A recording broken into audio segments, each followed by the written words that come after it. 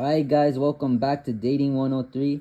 If you are not 18 or older, please click off this video. So I'm coming at you with some top tier game. Now that I'm famous, I no longer feel the need to keep all these skills to myself. I've always shared my wisdom to you guys, and now I'm just literally blessing you at this point. The good news is here. And it's all for free because I ain't like these frauds out here. Money ain't shit. If you think that money is actually worth something, you will never be on my level. Never. I'll always be richer than you. You'll always be under me. So today's lesson is called I Love Peaches. So I'm just about to get on the train, walk into the train station, and I see a fine woman up ahead of me. So I haven't seen her face or nothing. I'm looking at her from the back, and I just see that she's a fine woman. I'm like, oh, I'm definitely gonna go shoot my shot. So I walked a little bit faster, and then I came up beside her. So I didn't stand in front of her. I walked up beside her. I'm at her side. And I know every dating coach, every relationship expert in the world, they all tell you, make eye contact. I'm telling you right now, false. Don't. I'm horrible at eye contact. I still, to this day, I probably can't maintain eye contact. If somebody interviewed me right now, I would probably look at way at one point. As I don't know, I'm just a little bit shy, a little bit nervous, whatever. But I'm bad at eye contact. I suck at eye contact. But whatever. I'm telling you right now, this is false.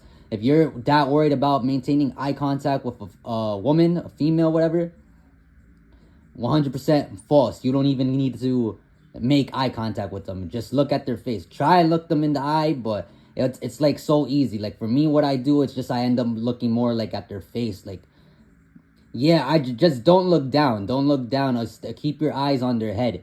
That's what I usually do. I try now, like, because I have so much experience, like it's real easy for me to make eye contact, but like I still don't like to. So I don't know. I'm so smooth with it. I end up making eye contact anyway, but I focus on her face, her hair, her freckles, whatever it may be. I'm looking at her face, not below her. I already know what she looks like from below. That's why I'm coming up to her. So right now I'm only looking at her face and paying attention to what's coming out of my mouth and being ready for whatever comes out of her mouth and her reaction, how she feels of me even approaching her, and coming up to her. So I walk up beside her and I ask her, hey, excuse me, are you single? In a voice just like that, mad chill voice. And she's caught a little bit off guard, and she's like, oh. And in a soft voice, she was like, no, I'm married, she said, smiling, because I was making eye contact with her. We were both smiling, because when I went up to her and said, hey, excuse me, are you single? Growing up, I had braces for like, I don't know, maybe like 7-8 years. It was like a bad case of braces, only because I didn't go to my dentist and braces appointments. So I don't know, I've literally suffered through junior high school and high school with braces all throughout junior high school and high school. I had braces. I think in my final year of high school I finally had them off, but I was already held back a year, so it didn't really matter. I went through my whole school life with braces. And I just always remember sitting in those, especially the dentist appointments, because orthodontist appointments is like, it's not so much pain to be going to the orthodontist and getting braces. It's painful to eat if they ever tighten your braces, but what's real painful is like getting cavities, stuff, and fillings and stuff like that. I had a lot of those growing up because I like to eat candy. Guys, if you're young, try to cut down your candy usage as much as possible. If I had the money, I would switch over to fruit cups, little strawberries, grapes, all that good stuff, oranges. And if you buy something like a Skittles, like really, like buy the pack and only eat like 3-4, because you don't need that much. So that's just my take. If I could go back in time, I would literally not even touch candy. Only very little to enjoy and to not cause damage to your teeth. But I would definitely be brushing my teeth as a kid back then, because I don't think I brushed my teeth like that back then.